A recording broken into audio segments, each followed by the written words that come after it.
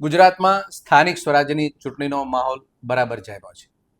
આવતા રવિવારે 26 તારીખે આપણે સૌએ મતદાન કરી અને લોકશાહીનો પરમ પર્વની ઉજવણી કરવાની છે.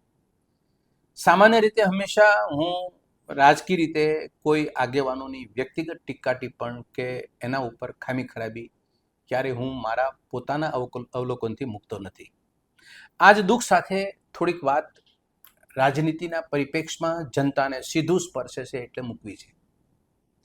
ગુજરાતની અંદર ભારતીય જનતા પાર્ટીના મુખ્યમંત્રીઓ જેટલા બન્યા એની આગળ કંઈ ને કંઈ એ લોકો વિશેષણ લગાવે છે અને એ વિશેષણ એ કામમાં જનતાને કોઈ આવતા નથી કે એની ફલશ્રુતિનો કોઈ લાભ વિશેષ જનતાને થતો નથી.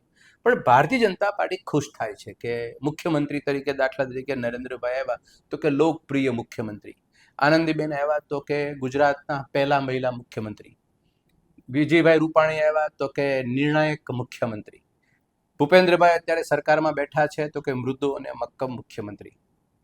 આવા તમામ વિશેષણો વાપરી અને એ પોતાનેથી આંતરિક આનંદ મેળવતા હોય છે ભાજપાના લોકો અને પોતાના નેતાની વાહવાહી કરતા હોય છે.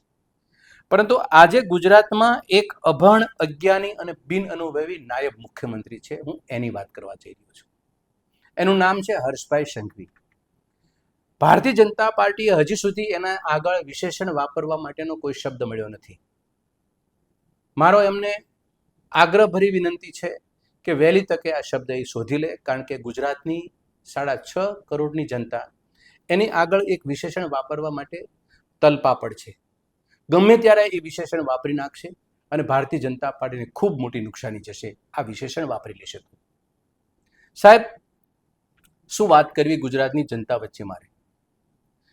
હર્ષભાઈ સંઘવી એની પાસે ગુજરાતના મવડી મંડળ એના ભારતીય જનતા પાર્ટીએ કેવડી મોટી ગુજરાતના ગૃહમંત્રી અને નાયબ મુખ્યમંત્રીની જવાબદારી સોંપી છે. એમની પાસે ગૃહમંત્રી, ગૃહ રક્ષક દળ, ગ્રામ રક્ષક દળ, નાગરિક સંરક્ષણ, જેલ, સરહદી સુરક્ષા અને પોલીસ આવાસ, તમામ મહત્વના ગુજરાતની જનતાને સીધા સ્પર્શે એવા અને ગુજરાત રાજ્યને અકબંધ, આપણા ઘરથી લઈને રાજ્યને અકબંધ કિલ્લે બંધ સુરક્ષા આપવાની જવાબદારી આ અભણ, અજ્ઞાની અને બિન અનુભવી વ્યક્તિને હાથમાં મવડી મંડળે સોંપી છે. આપણા સૌની એ બદકિસ્મતી છે. હું એટલા માટે આ શબ્દ ઉપર વજન આપું છું કારણ કે જે રીતે મેં એમને સાંભળ્યા, એ ભાષા પ્રયોગ કરે છે, એ વાણીમાં જે શબ્દની પસંદગી કરે છે, એની જે ભાવભંગીમાં છે, એમને જે બોલવાની લય અને ઢગ છે એના ઉપરથી એ કદને આ પદની ગરિમા નથી. અને કહેવું હોય તો કહી શકાય કે ભારતીય જનતા પાર્ટીએ એના મવડી બળે એના કદને ઉચિત એને પદ નથી આપ્યું અને એનો ગુજરાતની જનતા આજે ભોગવી રહી છે.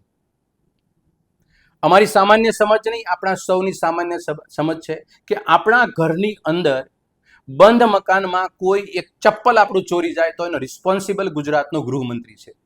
આ સુરક્ષા આપવાની જવાબદારી છે. અને ગુજરાતની બોર્ડર પરથી એક દારૂની બોટલ ગુજરાતમાં પ્રવેશી જાય તો એનો રિસ્પોન્સિબલ ગુજરાતના ગૃહમંત્રી છે.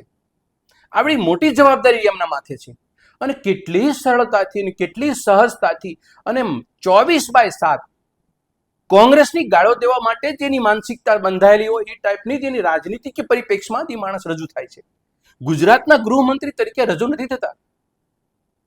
ઇતિહાસનું વાંચન કરે. 1948 થી માંડીને 1962 સુધી ગુજરાતના અને સૌરાષ્ટ્રના અને મુંબઈના એક ગૃહમંત્રી હતા.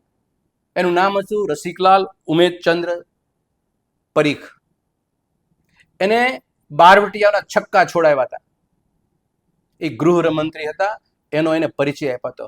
ગૃહના મંત્રી, દરેક ઘરે ઘરનો મંત્રી, દરેક ઘરની સુરક્ષા આપનારો મંત્રી, રાજ્યની સુરક્ષા આપનારો મંત્રી, એક એક મહિલા બેન દીકરીને સુરક્ષા આપનારો મંત્રી, કાયદા કાનૂન અને અસુસંગત બાબતને નશ્યત કરનારો મંત્રી. આ મંત્રીઓની વિશેષ જવાબદારી છે. આ તમને ભાન હોવું જોઈએ. ભાજપનો આગેવાન બની અને માત્ર કોંગ્રેસના આગેવાન અને અન્ય પક્ષોના આગેવાનને જવાબ આપવાની જવાબદારી તમારામાંથી વિશેષ ઘણી બધી બીજી જવાબદારીઓ આપના શિરે છે જે ગુજરાતની જનતાએ તમને સોંપી છે. મને ગુજરાતમાં ગોડસેના મંદિર બન્યા, એક ગુજરાતમાં ગોડસેના મંદિર બન્યા તો પણ એ જવાબદારી ગુજરાતના ગૃહમંત્રીની છે. કઈ રીતે બની શકે? આ ભારતનો પહેલો આતંકી એનું મંદિર બને, એનો મતલબ એમ કે ભારતીય જનતા પાર્ટીની સરકારમાં બેઠેલા લોકો મુખ્ય સેવક બની સંમતિ આપી રહ્યા છે. દારૂની રેલમ સેલમ, ડ્રગ્સનું જબરજસ્ત નેટવર્ક, આના માટે તો કંઈક બોલો, આના માટે તો કંઈક જવાબ આપો. આ યુવાધન બરબાદ થઈ રહ્યું છે તમારી છત્રછાયા નીચે. એટલે મને આ મારી વાત એટલા માટે ગુજરાતની જનતા વચ્ચે મૂકવા માંગુ છું અને ભારતીય જનતા પાર્ટીને કહેવા માંગુ છું કે આ માણસ, એની પાસે કોઈ અનુભવ નથી, એ કોઈ એવો ભણેલો નથી, એ માણસ પાસે એટલી અજ્ઞાનતા ભરેલી છે. એવા વ્યક્તિની પસંદગી ગુજરાતના નાયબ મુખ્યમંત્રી અને ગૃહમંત્રી તરીકે કરે તો મને બે બાબતના સવાલ ઉભા થાય છે. કાં તો આ માણસને મૂકી અને ગુજરાતની જનતાની મશ્કરી ભાજપે કરી છે, અથવા તો ભારતીય જનતા પાર્ટીનો સૌથી મોટો એક એજન્ડા આ વ્યક્તિના મારફત ગુજરાતની અંદર કરવા જઈ રહી છે, કે જે એજન્ડા હિડન એજન્ડા છે, એ પાર પાડવા જઈ રહી છે.